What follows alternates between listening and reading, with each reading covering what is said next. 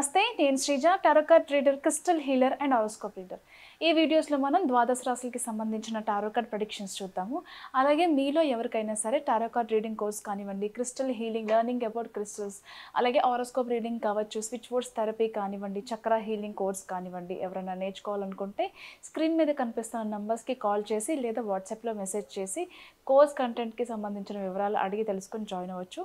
అలాగే natural and non heated certified gem stones కానివ్వండి, crystal jewellery, gem stone jewellery కావాల్సిన వాళ్ళు కూడా ఇదే నెంబర్స్ మీద సంప్రదించవచ్చు.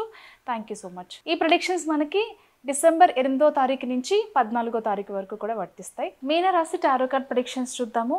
మీనరాశికి సంబంధించి చాలామంది ఆధ్యాత్మిక మార్గంలో ఎదగాలని, వాళ్ళు కూడా గురువులుగా లేకపోతే ఏదైనా సబ్జెక్ట్లో మంచి పరిపూర్ణమైన ఒక గురువుగా ఎదగాలనే విషయంలో కావచ్చు, కొత్త కొత్త విషయాలు స్పిరిచువాలిటీకి సంబంధించి, పురాతన ఆలయాలకి సంబంధించి కానివ్వండి, కొన్ని సాధనలకి సంబంధించిన గురువుల్ని కలవాలనుకోవడం కానివ్వండి, ఈ వీక్లో చేస్తారు.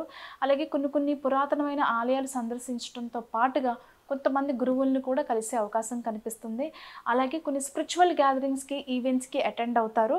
దాంతోపాటుగా గృహంలో పెళ్ళిళ్ళు, ఎంగేజ్మెంట్, గృహప్రవేశాలకి సంబంధించి చిన్నపిల్లల బారసాలు కానివ్వండి, అక్షరాభ్యాసం కానివ్వండి, అన్నప్రాసన విషయాలతో పాటుగా ప్రెగ్నెన్సీకి సంబంధించిన విషయాలు, ఇలా ఎన్నో శుభవార్తల్ని సెలబ్రేట్ చేసుకుంటారు. ఇంట్లో కొన్ని శుభకార్యాలు కూడా నిర్వహించే అవకాశం కనిపిస్తుంది.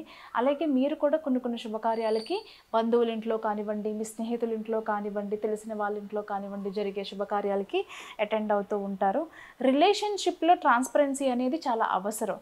అంటే వీళ్ళకి ఇంట్లో చెప్పేది మనల్ని పట్టించుకోవట్లేదు కదా, వీళ్ళకి అన్నీ చెప్పుకోవాల్సిన పనే ఉంది అని అనుకుంటే మాత్రం ఖచ్చితంగా తప్పే. వాళ్ళు ఏమనుకుంటారంటే మీరు ఏదో దాస్తున్నారు అని అనుకుంటారు.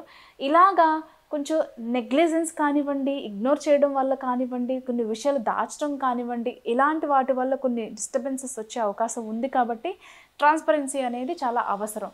అలాగే కొన్ని financial transactions, unnecessary financial transactions చేయడం వల్ల మీరు కమిటెడ్గా చేయాల్సిన పేమెంట్స్ చేయలేక ఇబ్బంది పడే అవకాశాలు కనిపిస్తున్నాయి. కాబట్టి ఖర్చుల్ని అదుపు చేసుకునే ప్రయత్నం చేయండి. ఓన్గా బిజినెస్ చేసుకునే వాళ్ళకి చాలా అద్భుతంగా ఉంటుంది. మంచి లాభాలు చూస్తారు, మంచి సేల్స్ పెరుగుతాయి. అండ్ ప్రతి ఒక్కరికి కూడా మీ టాలెంట్ ఏంటనేది తెలుస్తుంది. మిమ్మల్ని బాగా గుర్తించే టైం అని కూడా బలంగా నమ్మండి.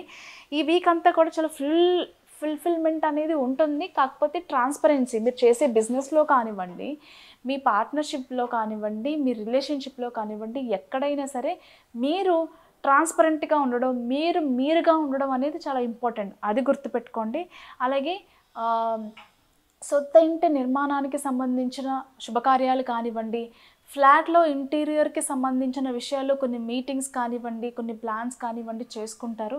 ఇంటికి సంబంధించి చాలా శ్రద్ధ తీసుకుంటారు. ఇంటి అలంకరణకి సంబంధించి, ఇంట్లో వస్తువులకి సంబంధించి చాలా షాపింగ్స్ కూడా, లగ్జరియస్ వస్తువులు కూడా తీసుకునే అవకాశం కనిపిస్తుంది. ఇంట్లో ఏదైనా సరే, అంటే కొత్త ఇల్లు తీసుకునే వాళ్ళకి ఇది ఉంటుంది.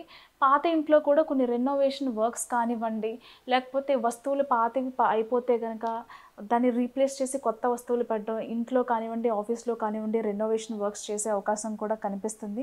ఒక్కొక్కసారి వర్క్ స్పేస్లో ఎవరైతే జాబ్ చేస్తున్నారో, జాబ్కి సంబంధించి జాబ్ చేసే వాళ్ళకి మాత్రం మీరు చేసే జాబ్లో కొన్ని అవరోధాలు అనేవి ఏర్పడుతూ ఉంటాయి. ఇక్కడి నుంచి అంటే ఆ జాబు మీరు పడే ప్రెషర్ ఏదైతే ఉందో అది భరించలేక అక్కడి నుంచి వెళ్ళిపోవాలని డెసిషన్ తీసుకుంటారు. కానీ వెళ్ళలేని సిచ్యువేషన్స్ అనేవి ఉంటాయి.